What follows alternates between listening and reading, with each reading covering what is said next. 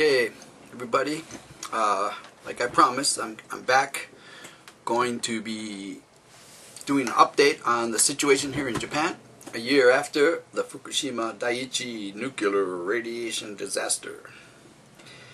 And I think in a previous video I mentioned that Japan is like the only country on the planet has been nuked 3 times, but I gave it a little more thought, and actually the fact is it's been nuked 10 times.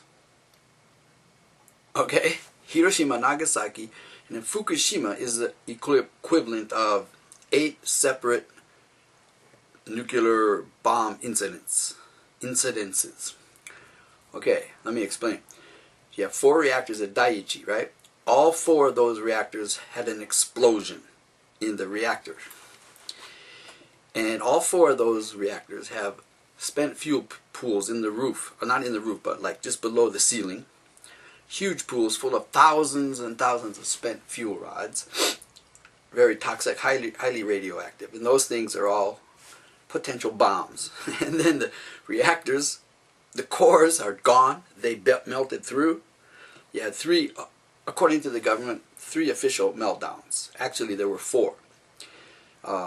What was happening at number 4, it was supposedly shut down, and supposedly there was no fuel in the reactor at the time of the incident, but it came out later that there was something going on in that plant also.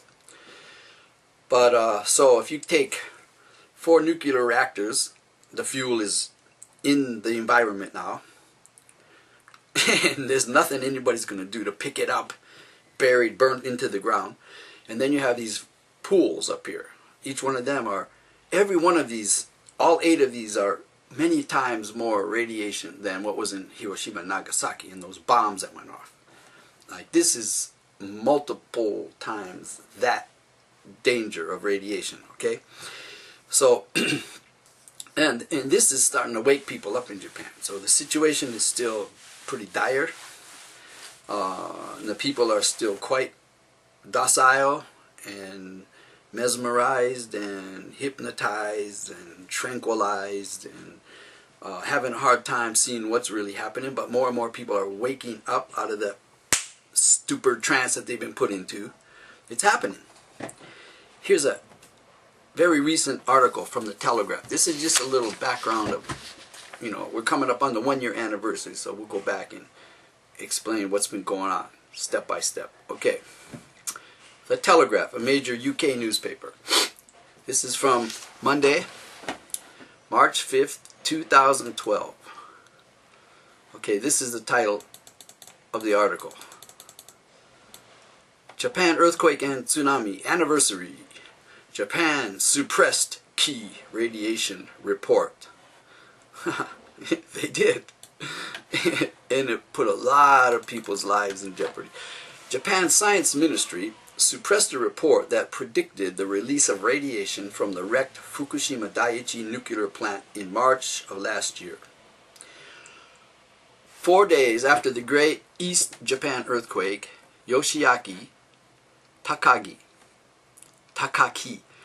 the then science minister, met with senior members of the government and ministry officials and decided not to release to the public data from the National System for Prediction of Environmental Emergency Dose Information. The acronym for is SPEEDI, or SPEEDI, according to the leaked internal documents. Okay, they had all the information. They had the computer models that showed exactly where the radiation clouds were going to go after the explosions in those reactors. And they decided not to release the information to the public. Predictions on the amount of radiation that had already been released from the crippled reactors, as well as further radiation that might escape into the atmosphere, could by no means be released to the public, says the document, according to Kyodo News Service. Who are these people? Dated March 19th, the document predicts that clouds of radioactivity could be released from the plant and spread across northern and central Japan, including Tokyo. In another report released last week, an independent panel revealed that the government was drawing up plans to evacuate the 13 million residents of Tokyo, at the same time as it was reassuring the public that there was no reason to worry about the situation at the nuclear facility. Yeah, you can always trust what they tell you, can't you? Our leadership. The analyses by Speedy provided a worst-case scenario in which all 4 damaged reactors at the plant exploded, triggering explosions at other nuclear facilities. Yukio Edano, the chief cabinet secretary, told the investigation that he feared if that happens, then Tokyo will be finished. The ministry decided that the Speedy data should not be released, but that more general information could be prepared for the public, for the sheep. Don't want to panic the sheep and the cows and all the little critters in the animal farm. Don't panic them. Give them more prepared information. The ministry declined to comment on the report.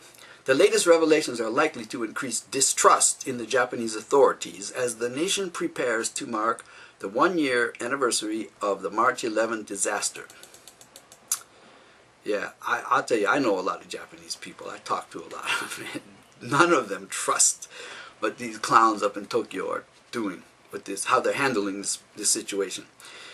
The latest revelations, I read that.